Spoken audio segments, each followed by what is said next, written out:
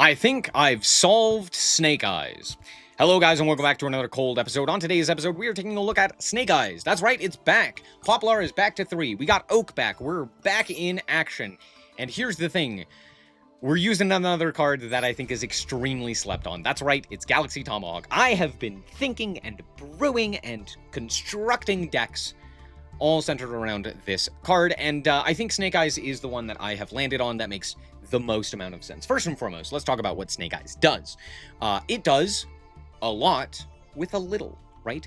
Snake Eye Ash, Snake Eye Poplar puts out an obscene amount of bodies, giving you access to things like the Fiendsmith end board, things like the, any other generic end board. Right here I'm using the Nightmare Griffin and a Bower Q and stuff like that, but on top of that, it's extremely easy to get into them off of Diabellstar. Diabellstar is part of the Snake Eye engine, and it's also a level 7 that freely special summons itself, giving you access to, that's right, Galaxy Tomahawk. So in tandem with the Kashtiras and Diabellstar, as well as throwing in some Ascended of Thunders, we have ease of access to Galaxy Tomahawk, on top of all of the other things that Snake Eyes was previously doing, being the Fiendsmith stuff, being the Promethean stuff, and then all of this stuff that Snake Eyes itself does with Flomberg and IP Masquerena and what have you, being able to effectively play into established boards with powerful engine, and being able to play a myriad of non-engine, as you can see in here as well.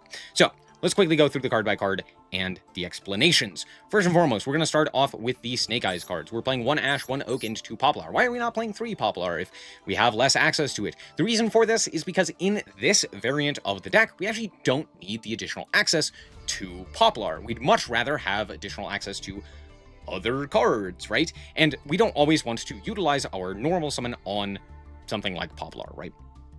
So for the most part, we're kind of trying to do other things, so this is a fairly easy cut. It's still useful to have that second one, obviously, but yeah, we don't need 3.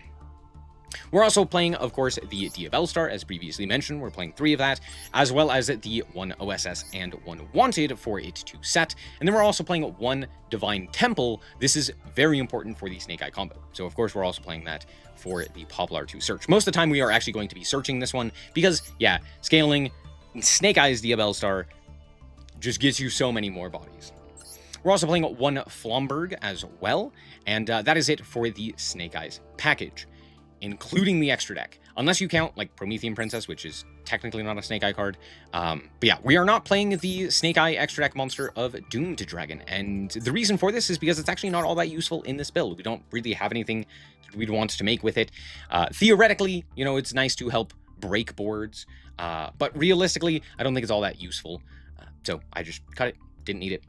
As for the other engines, we are playing the Kashtira package, 2 Unicorn, 1 Fenris, and then 1 apiece of the Wraith Soth and the Birth. There. And that's it. We're also playing 2 Ascended of Thunder as well, and that's all of our 7s. And then we are playing the Engraver, or the Fiendsmith package, the Lurie, the 1 Lacrima, the 2 Engraver, and 2 Tract. Again, similar to Poplar, this one's okay to see, but we don't necessarily want to see it. We'd much rather have some other cards. So it's in here. It's nice to have a second one, just so that, you know, if you do search one, you can search a second one. That's mostly what it's here for. We're also playing Bonfire, and that's it in terms of engine pieces, technically speaking. The rest are non-engine, right? I guess I should say Small World is also in here as engine because it gets to so many different things, right? You can reveal a hand trap like Fool Loss to get to Unicorn. Thanks to Droll, you can reveal something like Droll to get access to like the Snake Eyes half of your engine, or to get to Engraver. That's why also Nib is in here. Same thing with Ascended. Ascended gets to a whole bunch of different things. So it's just extremely useful in this deck, and it just gets like all of the different pieces. Notably, it also searches, which means that you can grab up your Poplar, which is also fantastic. Now, it does play into Droll. However, this deck actually doesn't care too much about Droll, which is why we're also playing it ourselves. Because, yeah, if the opponent ends up searching or if the opponent ends up drawing us, we still have access to Galaxy Tomahawk, the Fiendsmith half of the deck, and pretty much the entirety of the Snake Eye stuff. You don't actually need to search anything for that. It can be problematic, right, dependent on how our hand looks, if we need to get, like, double searches off of something like the Kashtira stuff, but for the most part, we don't actually care too much about that one. So, there's that. As for the rest of the cards here, as I said previously, mostly non-engine. Droll, Maxi, Ash, not Valor, Foolos, Triple Tack, Nibiru, Droplet, and Called By. All at max copies minus the Nibiru, which we're just playing the one of. And that's it for the deck. We're playing 45 because we are playing a ton of bricks. So yeah, just playing a maximum amount of monsters, cards, etc. so that we don't brick. As for the extra deck, we're playing one fusion, and it's Lacrima. This is only in here to go into Wave King Caesar. This card's insane. We're just going to make this every time. There's no point in making Desiree. We're just never going to make it. Not that Desiree is bad. We have other needs in the extra deck. Speaking of which, Galaxy Tomahawk. Yeah, this card is really, really useful in this deck because it allows you to get stopped on things like Diabellstar or things like the Unicorn, or to play into established boards and then put 2/7s onto the field, and then just make Galaxy Tomahawk and make an infinite amount of guys. It's very powerful. With that, we are also playing Link Spider, as well as the IP Masquerena, which is generally what we will use to link off the tokens that the Galaxy Tomahawk gives us. I'll explain that combo in a second. We're also playing Link Karibo and SP Little Knight, and those are our other smaller Link monsters. We have the Fiendsmith package in here, the Requiem, the Moon, and the Sequence, and that's it for the Fiendsmith links.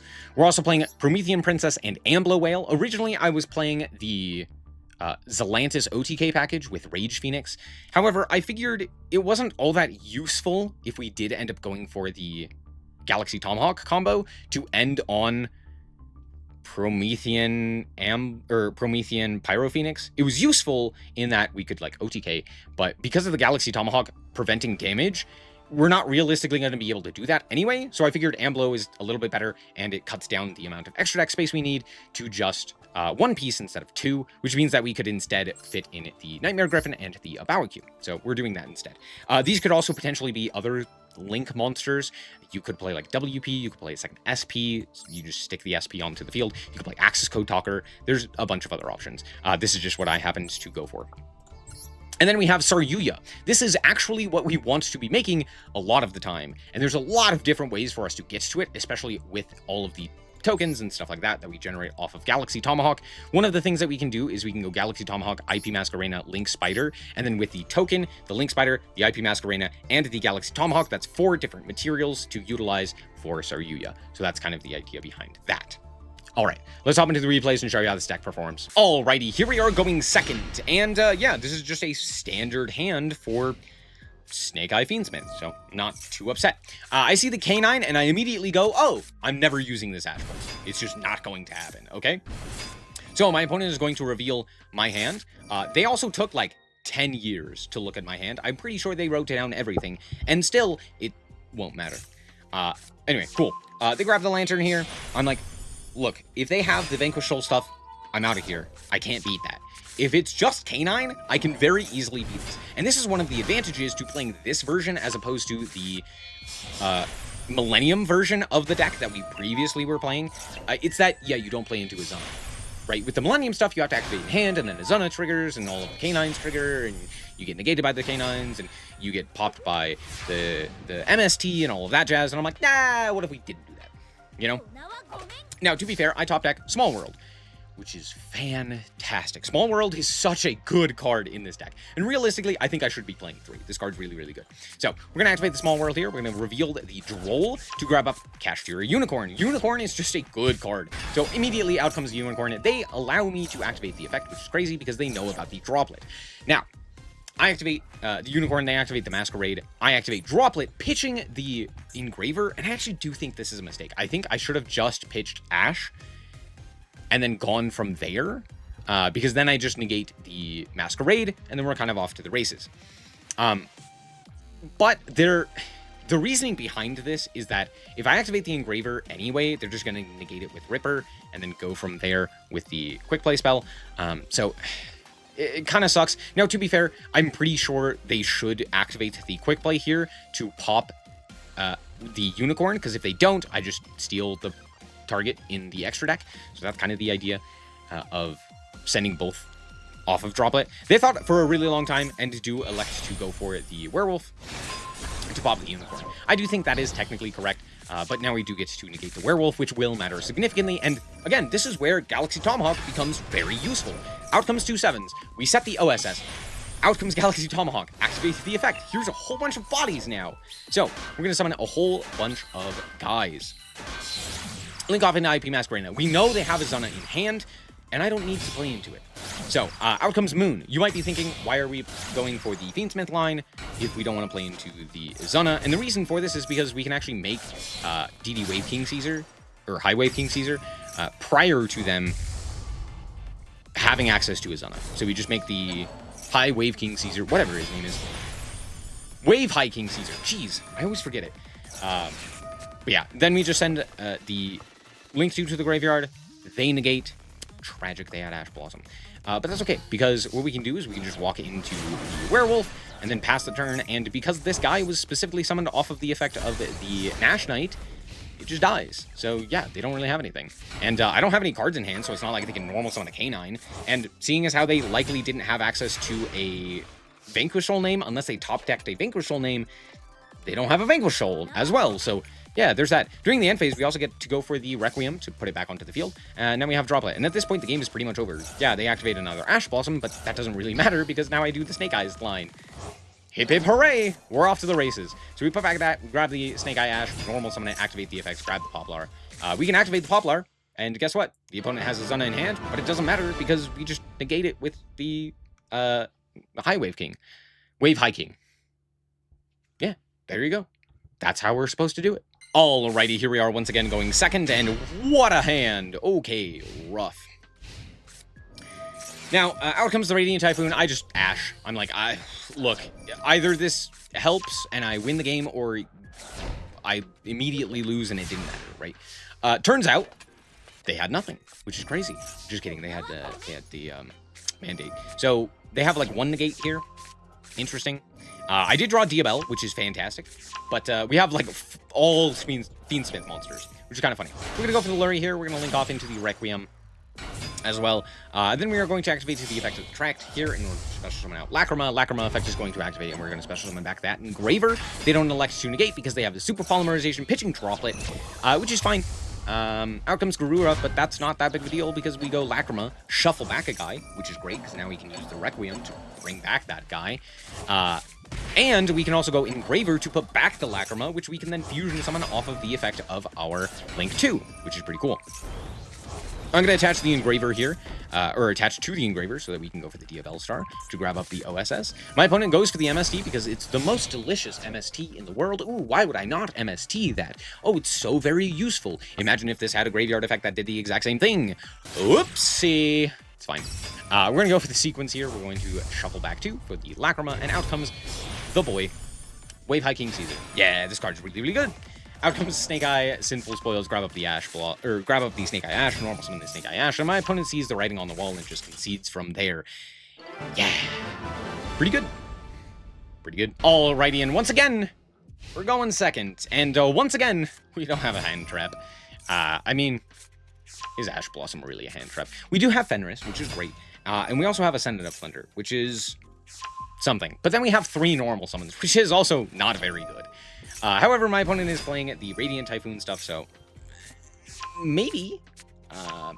Cool. Out comes MST. They're going to go for it. Their Eidolon. Eidolon effect is going to grab up another MST. They're going to then special summon out the Eldam. Eldam grab Crocia. Sure. So I'm pretty certain at this point, I know pretty much everything in the hand, right? Because what they've shown me is that Eldam searched the Crocia, which means they likely have Phonics and Vararune, and we know that they have 2 MSTs in hand. And they just searched Crocia. So in that 7-card hand, we knew 5 of those cards. Great. They're going to go MST. Cool. Out comes Crocia. Huh? Here's the thing. I'm almost 1000% certain this person has never played Fire King, because you would immediately know, do not summon this card, because that will block the other cards in your hand. They should have summoned the Vararune, and they should have summoned the Phonics, right? But they didn't. So now they have to go MST again, and now out comes the Vararoon. They're going to shuffle back 3, and notably, keep in mind, they have no MSTs in grave. If I had Nibiru here, they would be cooked.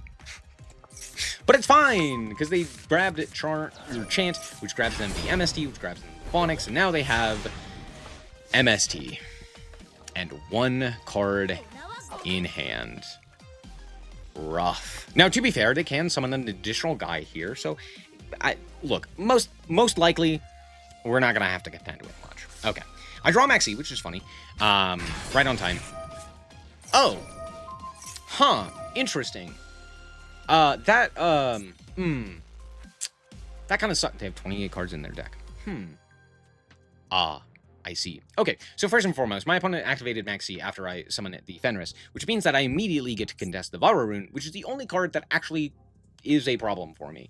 So, go away, Vararoon. Piss off. They're going to pop their own card. That's fine. I'm going to banish. I'm also going to make sure that they do not have the ability... The reason I activate the Maxi there is because I do not want them to have the ability to negate the Fenris. I need it to resolve, because otherwise the Vararoon is very problematic. So I chained the Maxi there. That's the only thing I could, and it's actually pretty good that we did end up drawing. They shuffled... Nope, that does say shuffle. Not stack. Okay, well, I'm just better. Out comes Fenris. We're going to grab the Unicorn here. And at this point, I have a condition. Yeah, we are going to attempt to deck them out. I could have potentially gone for an OTK line, utilizing the Fiendsmith and stuff like that. But this is kind of a difficult board to punch through, especially because they still have the Mandate, and I'm... Oh, they only have the one... The 2 quick plays. Never mind. Either way, we go for the sequence here off of the Fiendsmith cards. We're going to go for the Lacrima. Lacrima effect is going to activate. We're going to summon out the Engraver. Engraver is then going to be linked off for SP Little Knight. Why are we going for the SP Little Knight, you might ask? Very simple. To put Engraver into the grave to get an additional summon before going for the high wave hiking. Now we can just normal summon Ash and activate the effect of Poplar. Poplar effect is going to activate. We're going to special summon itself. We're going to grab the field spell, the Divine Temple for the Bellstar. We're going to go for the Linkaribo. We're going to then activate the effect of the Poplar, putting itself into the back row, and then we are going to go for Ash. Ash is going to summon out the Oak. Oak effect is going to bring back the Poplar, and then we're going to activate the effect of the Oak, sending back the Poplar in order to grab up the Flomberg. We're going to link all of those off with the Saryuya, activate the effect, and activate the effect of the Flomberg Dragon. Dragon is going to summon back the Poplar and the Oak. We're going to draw a bunch of cards and then shuffle a bunch of cards back, notably keeping Droll, Ash, and a Small World. We're going to reveal the Poplar to grab the Diabellstar, which we haven't used up until this point. We're going to then activate the effect of the Linkaribo to get that additional summon. Then we're going to activate the Saryuya, we're going to activate the Diabellstar, link it to the Promethean Princess, activate the effect of the Promethean Princess, because we want to bring back these Flomberg, and then activate its effect to put the Phonics into the back row, activating as the last thing, Saryuya, summoning Ash, and draining them of all cards in deck. Nice Maxi. Nice one of. Alrighty. All in all, this deck seemed to be pretty good. Again, I've kind of already talked about the fact that Galaxy Tomahawk allows you to play similar to what the Millennium stuff did, except instead of doing Millennium, which is weak to the K9 stuff, you now have the ability to do the Galaxy Tomahawk stuff, which is not weak to that, and instead allows you to do very similar things, just without triggering the K9s and playing into that. So all in all, I think it's really, really solid. I don't think it's insane. No, this deck's really good. I'm not gonna lie. It's pretty solid. Obviously, I don't necessarily think that it's the best deck, but I do think that it's competent. Capable of competing with a lot of other top meta decks, right? Yeah, I think Galaxy Tomahawk just gives this deck so much to do. It really is very powerful. And because of the nature of the way that the Galaxy Tomahawk works, right? You don't actually have to commit into things like the Fualos or things like Maxi or what have you. But you can also just like deck your opponent out. Not under a Fualos, but you can still deck them out under Maxi, which is pretty solid. And all in all, I think that there is a lot of advantage to just having a push that insulates from hand traps if you were to get stopped, right? So for example, you know, if your unicorn and your Diabell star get stopped, or if your Diabell star gets stopped, you can summon an Ascendant of Thunder or something of that nature. It's just that redundancy to the combo that allows you to play through those very established boards. And it's still Snake Eyes, right? You still have a bunch of non-engine and a bunch of engine that you have access to. And in fact, if you don't want to play things like Triple Tack and Droplet, you could instead play other non-engine, right? Like, instead of playing all of these other hand traps, maybe you play more board breakers, or maybe you play, instead of some of these board breakers, you play more hand traps, right? Things like Imperm, or Veilers, or more Nibiru's, or whatever it may be, right? And I think that's a pretty solid idea for the current metagame, right? Just having a bunch of options available to you and some really powerful engines. And that's it, yeah. I mean, it's Galaxy Tomahawk, but it's also Snake Eyes, right? We've all seen it. We know what this deck does. It's not a new phenomenon, but yeah, they may have given us this deck back at a little bit too strong of a power. Do I expect people to be playing this? No. Why would you play this as opposed to playing something like Fiendsmith, or not Fiendsmith, Canine Vanquishal, or playing Draco Tail, or playing Yummy? Those decks are so much more fun. That being said, this deck is really good. That's gonna be it. Thank you guys so much for watching. I hope that you guys did indeed enjoy. If you did, like us very much, so appreciate it. And remember to always stay frosty. Bye-bye.